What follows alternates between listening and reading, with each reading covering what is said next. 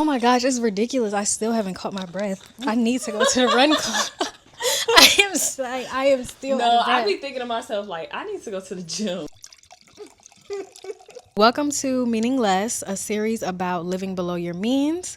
At least it started as a series about living below your means. It has transitioned into a bigger conversation about what we give meaning to and what we don't give meaning to. So I'm here today with my very first guest. The first person I thought of was Christina, especially with some of the things I wanted to talk about today.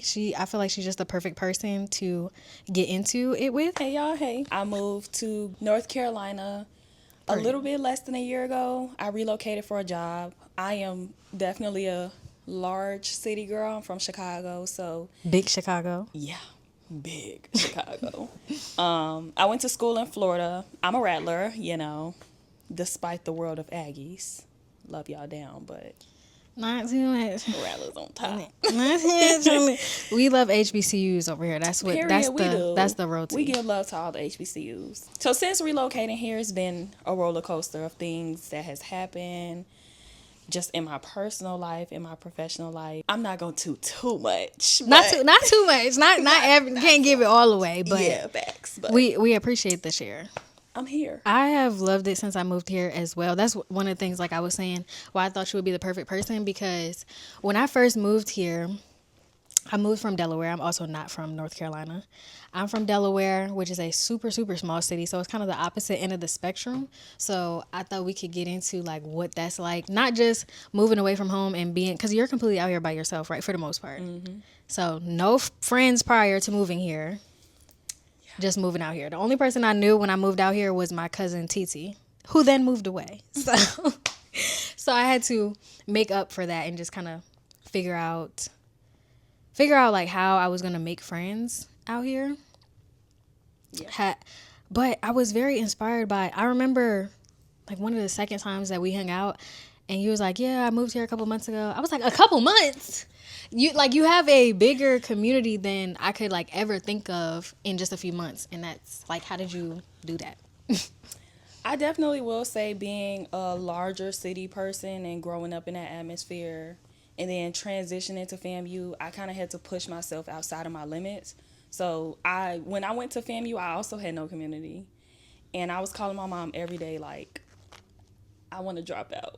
I can't do this. Facts, because you're from Chicago, so you went to college. Dang, so you did this twice. Yeah, so I was a first-gen college student, and I'm the oldest of 5 younger siblings. So I kind of had to pave the way for everybody, and they was like, "You going to Florida?" Nobody knew what success looked like going to a school, not only going to college, but going to college outside of your hometown. Like, it's very different being on the other side. It was kind of like everybody was supporting me, was rooting for me, because they was like, I know, you know how you be like, could never be me. Oh my gosh. Like, do you know how many times like that'd be the only way that they know how to show support? And it's like, sometimes it honestly is like hard to hear, because I don't really want to hear that. I don't want to hear that I'm doing something so crazy. Like, my dad used to tell me, he would be like, yeah, because if I was you, I would be panicked. I wouldn't know what to do. I don't know how you doing that. That's not helpful. I don't know either, but I don't think about that every day. Yeah. So I feel like going to school there, my mom was like, me and her are close because she was a teenage parent, so we always say like we grew up together. That is a fact. But like, just being there, being in FAMU, being from Chicago, like I've had to talk to so many people. And then it was after I graduated, or once I got into FAMU, I started visiting home more. I was talking to more people than I went to high school with, and I was like, dang, girl, you know people here. And so I feel like when I graduated, I was like, well, either I could stay in Florida, which, not gonna lie, I ain't not saying Florida is the worst, but it did not fit what I wanted to surround myself with, because Florida is different. I've been to Florida, but only as a kid. I mean, it's cute. Like, I love going to Miami, we went to Daytona Beach. I just lied. I went to Miami when I was 17. I forgot all about that. I forgot about that. Block that out my mind. And realistically, I get it. It's like going to like different places in Florida was cool, but I couldn't see myself living my life post-college in Florida. I'm like, this is not gonna work. Have you always had like an idea of what your adult life would be like? So yes and no. Like, I didn't know how I was gonna get there, but do I want to get deep? My father, he lives in Charlotte, and we are in the process of kind of still getting to know each other. You know how most households would grow up without their fathers. I didn't really grow up with my father, and it was one summer during COVID that we finally met. And so, you know, I'm a 20-year-old woman just now meeting the man who is supposed to be my father. It's a different lifestyle to kind of deal with. So I made the decision to live with him in Charlotte, actually, because he was living in Charlotte at the time, and I got to know Charlotte from a different perspective, from, okay, I could possibly see myself here. And it was kind of two things happening at once. It was imagining my life in Charlotte, but also getting to know who my father was. So it was a big emotional roller coaster that I went through. And then it was COVID too. So, you know, people was... Do you remember what year that was? 2020. It was height of COVID. So I broke my lease in like that February when they was like, oh, you don't have to pay rent if you don't want to. You could leave. I was like, peace out, Cub Scouts. I'm going home. So I was packing with my sister. Like, I took her to my school with me. We were packing up, and then my father, like, he had texted me. It was like a whole story behind it. And we literally met. It's crazy that I remember. It was March 2nd of 2020. Like, I literally remember that day every day. And I'm like that was like... That is crazy. That is crazy. Honestly, like, so one thing I want to say is we don't know each other like super, super well, but since I've met you, I've always wanted to get to know you more. And just few things that you've said so far that already made me feel more connected to you. My mom had me when she was 19. She had my brother when she was 16. And my dad was in my life growing up, but we have fallen out multiple times, like over spans of years, just because of how we communicate. And I haven't talked to him in almost a year now. So just hearing you say that is just like, you just have to always... You just never know, like, where your connection points are with people. So you always do have to have that vulnerability moment. So I'm glad that you were able to be vulnerable because, like, girl, I'm honestly about to cry.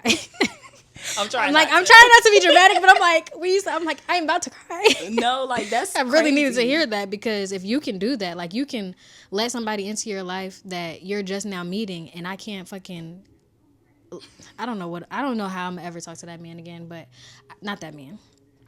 I really want to, because like you were, well, I want to, because developing that relationship, I feel like is not just for me. Like, it's for him, it's for your future family, it's for their brothers and sisters, like having that family unit.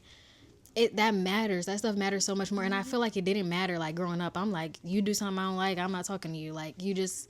But now we're older. There's so much things that you're not going to like. And somebody doesn't have to be your favorite person in order for you to figure out where that common ground is at. You just have to be willing to work and find common ground. Yeah. Oh, that's so crazy. That's kind of how me and my father's relationship was. It was like, for years, I resented him because I'm like...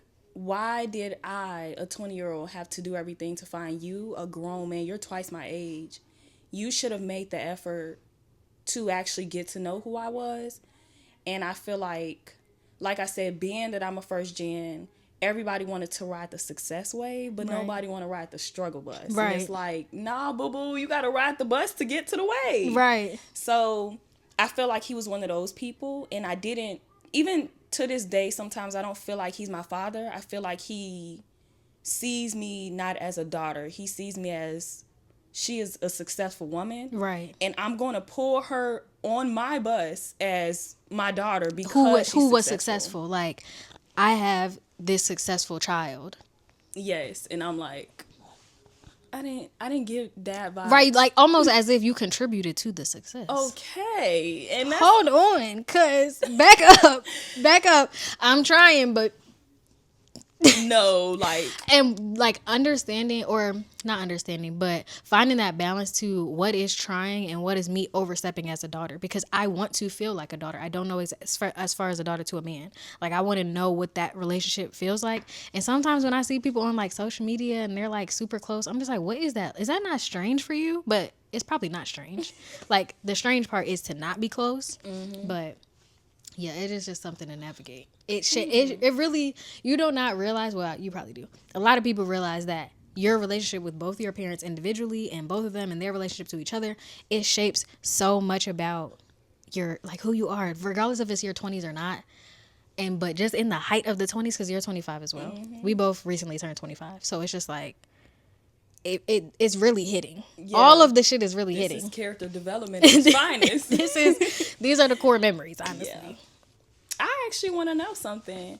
What made you and your dad, like, what started that shift in your relationship? To, like, us not really clicking anymore. It's actually, like, it's not even that traumatic, but so when we were growing up, he was always kind of, like, erratic. I feel like is the wrong word, but I think that, honestly, this is my opinion of him. He's never been to therapy or anything like that, but my opinion of him is that he has a lot of feelings and he does not know how to express them, so he'll just act out of turn, like, if he feels like he's not being heard. And I really I don't even know how to. My mom is a therapist, so I grew up with therapy speak, like knowing how to talk to people. So when you come crazy, I'm just like, or you'll completely shut down. Like, I'm not a child. Like, I would be a child and he wouldn't want to talk no more. Okay, we'll go to bed. And you can't have dinner. Like, can I go to my mom's house? Like, I don't want to do this no more. It's crazy. He got into a relationship, like, semi-serious relationship. I can't remember if it was the one he's in now or if it was before, but he would, like, go out to eat with them, leave us at home, and when he came home, it's like, I always felt like it was on purpose, and I've told him this before. He would come home, bring leftovers, and, like, purposely throw them away when you know you didn't cook no dinner for us. Like, that's annoying. And it was just like, I feel like his point of view was always that he wanted us to be, me and my brother, to be able to, like, fend for ourselves, but we're not by ourselves. We have you. He didn't have a dad growing up, so I always try to give him the benefit of the doubt. It was like, he was never taught. He doesn't know how to do it. But now that I'm getting older, this is my first time being a daughter, and I'm trying to figure it out. I'm making the effort to figure it out. But yeah, the straw that broke the camel's back is we would get into it, or he would just start being, like, passive aggressive. And when we got home from the bus, the doors would be locked and we couldn't get in the house. And he wouldn't say anything. And we would just be like, and my mom lived close enough for us to walk, so I would just walk to my mom's house. And so that happened a few times, and I was just like, I'm not going back over there. I don't want to go over there no more. I don't feel like it. And I'm not trying to, like, paint this super bad picture, but that's just the straw that broke the camel's back. And after that, my mom had mentioned one time, she was like, because we lived in Delaware, and my mom had mentioned, like, I think I might want to move to Atlanta. She said, I think I might. And I just wanted to tell him. I was like, hey, I heard mom talking about she might move to Atlanta. Mind you, I'm still a child. What am I, like? Like 15 or something like that at that point. You're 15 when all this is going on? Yes. Okay. 15, because it was all, like, freshman year, sophomore year of high school, when he was, like, locking us out the house and stuff like that. But the whole, you can't go, all that other stuff, he would do that throughout our childhood. And he also would not clean the house. And it was very annoying. And I used to tell him, like, it's not that we don't want to be around you. It's just, like, you're a grown man and you wait to clean the house until we get home. That's annoying. Like, we do it. We clean it. Yeah. Anyways, a lot of that, like, small petty stuff. But the big thing, that was it. And then he decided when I was 16 that he was going to move to Florida. He didn't say nothing? He was like, I told him that my mom might move to Atlanta. And he was like, oh, well, if she doing that, it was like a slight to my mom, but we're the kids. Yeah, you're the ones who's affected. We're the one she don't care if you was to move to Florida, but he was like, oh, well, I've always wanted to move to Florida, so I'm going to move to Florida. I mean, it felt like, I don't know, this is a child's mind, but it felt like within a month he had sold the house that we grew up in and moved to Florida. And I was just like, okay, that's a little traumatic, but fine, whatever. So we Didn't we stopped talking to him after that because it was like kind of no really getting through to him. He lived in Florida for a couple years, and then when I graduated high school, I moved into an apartment, and I told him that I moved out, and he didn't help me move. That irritated me. That annoyed me. So he tried to make it up to me whenever I moved in 2019, and I moved into college. He helped me move to North Carolina. So ever since that point, we've been trying to make up for lost time, the time that we missed in high school. And he said that he was gonna call more, and he would like make a better effort to just care about what I have going on and not be so judgmental when he talks to me. And it worked for a little bit, but then something that I don't want to talk about happened in my family, like personally outside of me. If it was me, I would talk about it, but it's not even my story to share. Happened outside of that, and I asked him to show up in that way, and he was just like, you don't tell me how I need to show up as a father. Like, you're acting like a little girl. You're throwing a temper tantrum. I don't have. He was projecting. He was like, I don't have to, and I don't even know if I want to put this. I might put it in there, but this was like the biggest argument I've ever had with my dad, and it made me cry, and I like sobbed, and I haven't talked to him since. He said, like, basically, I don't have to call y'all. I don't even have to pick up the phone when you answer. Why would you say something like that in the heat of the moment or not? That's a fucked up way. That's a fucked up way to go out. I'm not giving both sides of the story. I'm not giving a bunch of, additional context. But as far as broke the camel's back, first time we fell out is when he up and moved to Florida. The second time we fell out is when he told me he don't have to answer my phone calls and a whole bunch of other shit that he was saying blowing up in front of me. And it just made me feel very small and very unsafe to express how I felt. And then I texted him a long paragraph because I'm like, maybe he just doesn't know that he hurt the fuck out my feelings. Maybe he doesn't know. So I texted him this long paragraph about how he hurt my feelings. He never responded. And we have not talked since. And that was last year. Blocked. You're instantly getting blocked. So that was that. But that's like one of the biggest things that I'm working on right now. That's like actually one of my biggest goals is to figure out what I want my relationship with my father to look like. That's a good one. Because it's not just copy and paste somebody else's relationship. Maybe he's not capable of that. Yeah. Like, maybe he is trying his 100% best. Can I be mad at somebody for trying their best? Right. So. And sometimes, like, what I'm learning, because I kind of got a multi-father situation going on in my life, I had to learn that each of my dads, I have to treat them different ways. So, like, my sister's dad, he was the man who raised me, and I've always been near and dear to him. But as I'm getting older, I'm realizing, like, I just have to take him as he is. And I'm learning that with my father too. Like, he is not the best person, but it's like, okay, I'm gonna show up for you the way that I feel is enough for me, and I'm gonna let you show up for me the way that I feel is enough. Other than that, we don't have anything else to talk about. That's one thing that is 100% beating my ass, because my dad's ex-wife, who also was like played a big hand in raising me, I still talk to her, and she came to Thanksgiving last year, and when I told her all of this, she was livid. She was so mad, because like that was like her main thing of why they even got together, because he loved us so much. She was like, well, what do you want from him? And I'm like, well, damn, I don't know, because like the stuff that I wanted, I'm not a little girl no more. I don't want that. I don't want nothing like that. But I guess right now, the next thing that I probably want him to come to my graduation, but he would not come unless I invited him. So I would have to reach out again, and that's just so like, it's getting you. Yeah. But that's petty, honestly. Like, I can just reach It's out. not petty. He's a grown man. That's petty. For him to act childish, throw tantrums, that's petty. True. And to not treat you like you're his child, that's also petty. That was I feel like my biggest thing. Us as the children of parents who are not always the best, we continuously blame ourselves for our parents' wrongdoing. But then at a certain point, you have to realize, because I've witnessed my mom grow up from literally on her 18th birthday, she birthed me. That was crazy. I wouldn't do that. But like, I've watched her grow to be a better woman. And it was when I was growing up that I realized that it doesn't matter what mistakes you make when you're growing. It's how you choose to be a better person. Like, I've exerted that I've seen that from my mom. I'm bettering myself with that with my sister and all my siblings and even my father. It's like, you don't have to expect somebody to be perfect today, but if they're growing towards being a better person, then that's what matters the most. And I feel like the parents are more responsible for doing that, and they should never drive that change or that growth to come from the child, because I'm still learning my doggone self. That one thing too, because I feel like my relationship with my mom, especially compared to my dad, way better. But you know, there's always room for improvement. Mm-hmm. But taking into consideration that they were so young, like every time I grow another year older, I calculate how old I would have been and how old my brother would have been. Cause like what I'm not gonna be good at the math. I'm gonna get it wrong. But we would have been kids. Like she doesn't have a baby. She don't have a toddler. She has full ass kids right now. I live in a studio apartment. That's the only reason I'm surviving. If it had to be 2 kids in here with lunches and packing dinners, and she went through all of college. She has a bachelor's and a master's degree. Period. With 2 kids.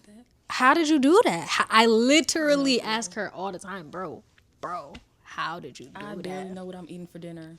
On a regular basis. Kids? On a regular basis. I be door dashing.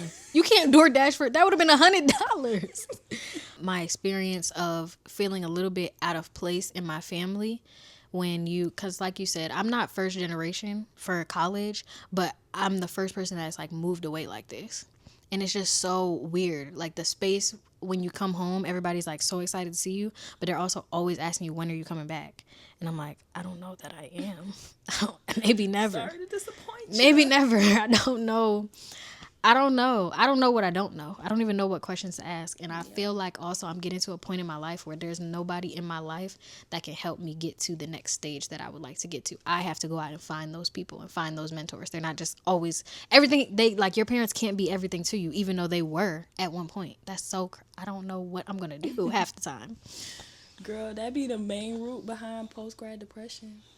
I've never even looked into that and are like what that's about. Well, honestly, I haven't graduated yet, so it's probably why. So I dropped out of school in 2022, but I returned back last year and I finish up in June. We love it. So hopefully that post grad don't hit, because I just made it out of a depression. I'm not trying to run that back. I don't even have time for that. Life gon' life. It do. That's scary.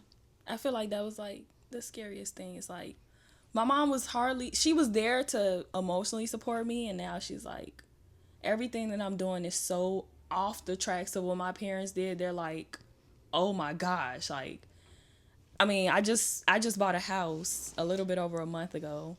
Yes. Yes, she did. Big purr. Big homeowner. I have been calling my mom like every week. Like the first 2 days I moved in, I called my mom and I said, where's the refund button? I do not enjoy this. Return to sender. No, literally. I'm like, so can I like burn the document? What do Christina. I do to get out? Yeah, her house is so tea. Like it's pretty. Beautiful. It's nice. She ate that. She it's really stressful. Did. And I feel like every day I'm like living in this lifestyle. I'm like, bro, you're so far off track from like what your mom is doing or what your dad did.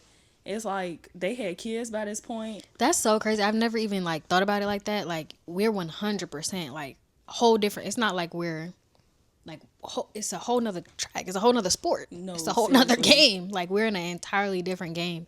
So when I talk to them, it is literally like that's what they know, and then this is where you are, and it's like that's one thing too. Not to like go back into the dad area, but my dad taught me to be so handy. Well, taught or just watched. I just watched him be handy, so I know how to do stuff. And when I be wanting to do stuff, I be wanting to be like, we could do this together. See, I love that for you, because that's one of the reasons why I be like return to sender. I am not a handy girl.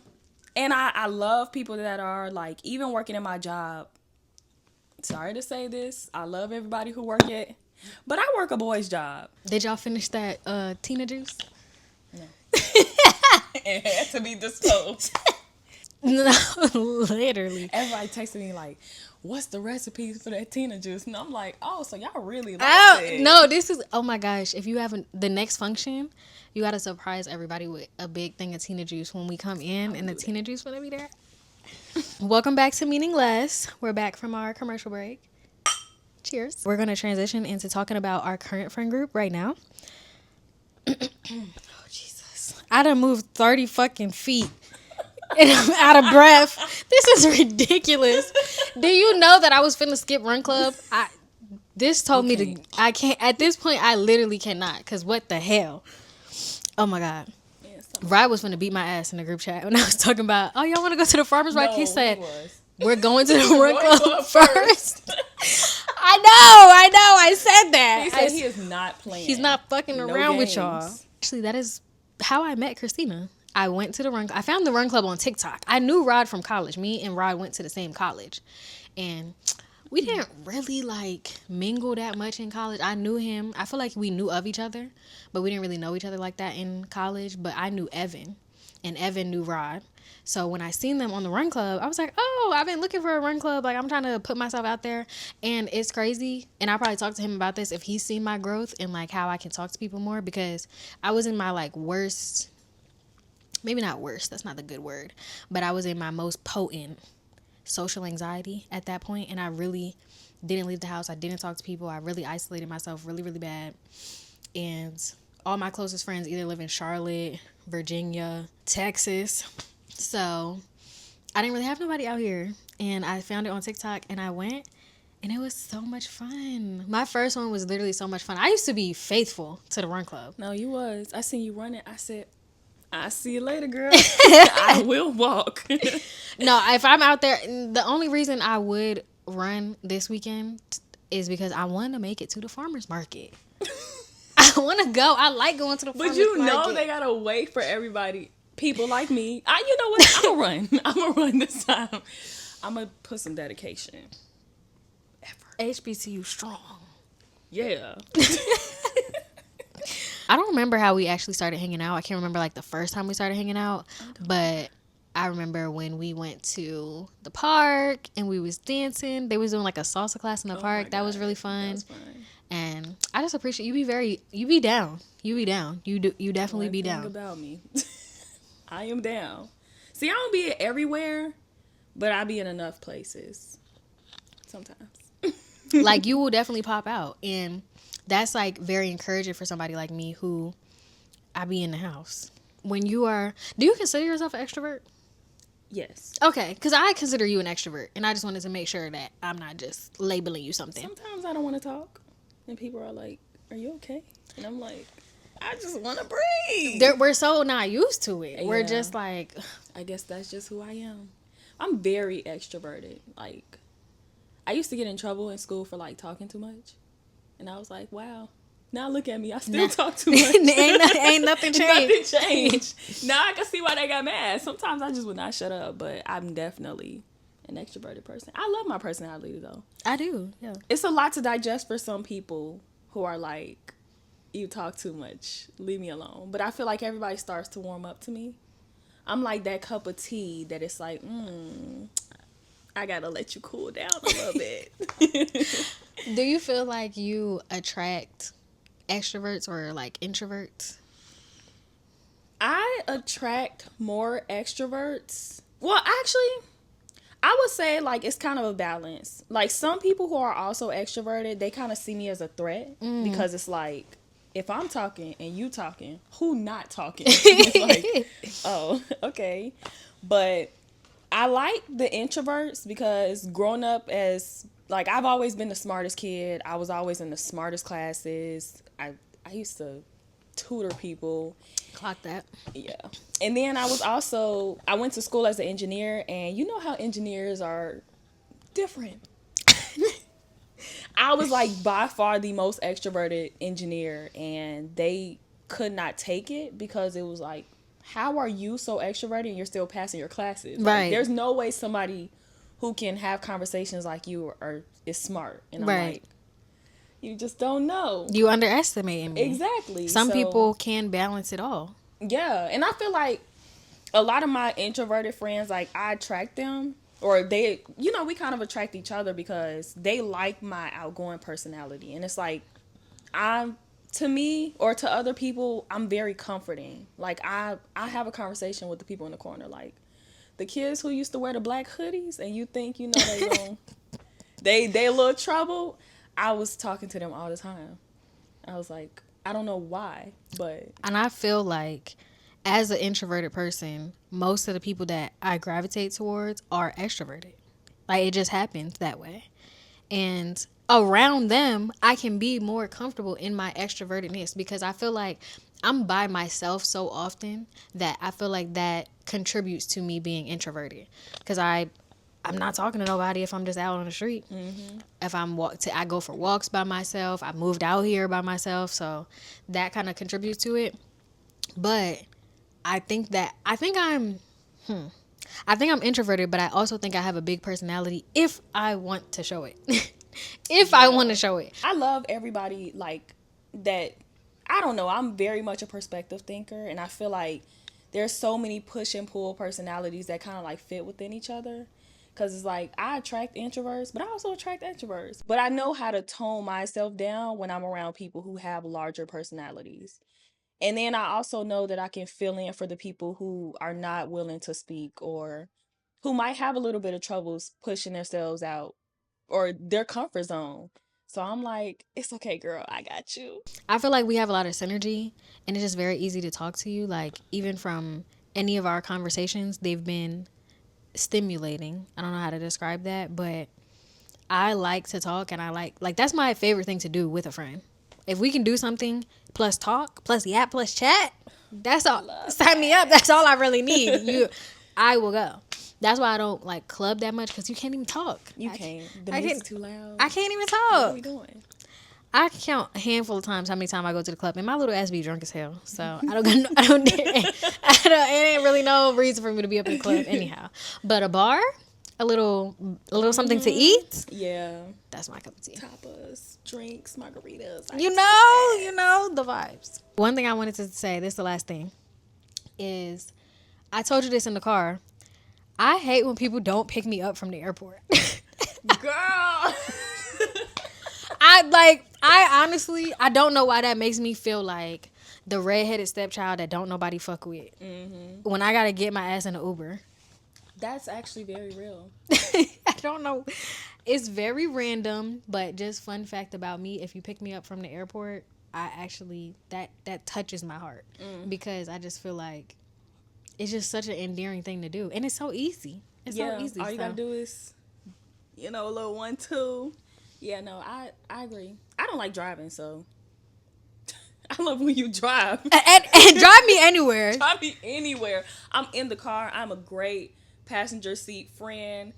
Very much a princess. But I'm like the greatest friend. I will provide you snacks. You want me to cut up your steak while I'm in the passenger seat? I will do that. Here. What else do you want? I can lower the temperature for you. I can do everything you want. I just won't drive. I can provide you the gas money. And I still ain't driving. And I'm still not driving. It's just not in me. So I feel that. No. The Uber. I 100% second that. I barely move my car. Because of where I live, it actually just allows me to be very lucky that I don't drive. And I work from home now. I don't drive that car. Oh, yeah. I don't drive that car. That's a life. I don't even know how to keep up with the car. I just look. Actually, I'm not about to put that in there. I'm gonna cut that. I'm gonna tell you, but I'm gonna cut that part out. I just had the shit come up on my phone to tell me that all my shit is expired. Like my license plate and my driver's license and shit. I'm like, there ain't no fucking way. I just went up there. But then I was like, wait, when? Because when is the just? I'm like, shit. I don't even know. Hey, it is what it is. It is what it is. That's what my dad's supposed to do that. I don't know what to tell you. I don't know what to tell you. It's certain shit that I do not plan on ever getting good at. That's me every time I go to like the oil change spot. They be like, oh, your oil was super low. I'm like, well, I was driving. It was tell that to the car. The car don't give a goddamn. Exactly. So it had no problem with no oil. That was cool. I change that oil like once a year. That's fucked up. That's terrible. I am aware. Don't ask me when the last time I come on oil change. Like I'm aware. This was so good. This was good. I had so much fun. I needed this. I'm glad I got to know you more too. Oh, of course. I'm glad I got to know you more. Girl, I feel like we need a part 2. No, we do. We do. Honestly, I really do. All right, y'all. Thank you so much for watching this episode of Meaningless. Make sure you watch my first solo episode. If you want Christina to come back on the pod, leave me a comment down below. Make sure you subscribe to Meaningless. And I'll see y'all next time. Meaningless. Out, Cub Scouts. Oh, you say bye, cutie girls. Oh. Bye, cutie girls. Okay. Oh, LOL. Is it not Don't recording? tell me you wasn't recording. Briya. Briya. Hold on. Girl. No, my phone locked. Okay, I was Oh. recording. I was like, wait a minute.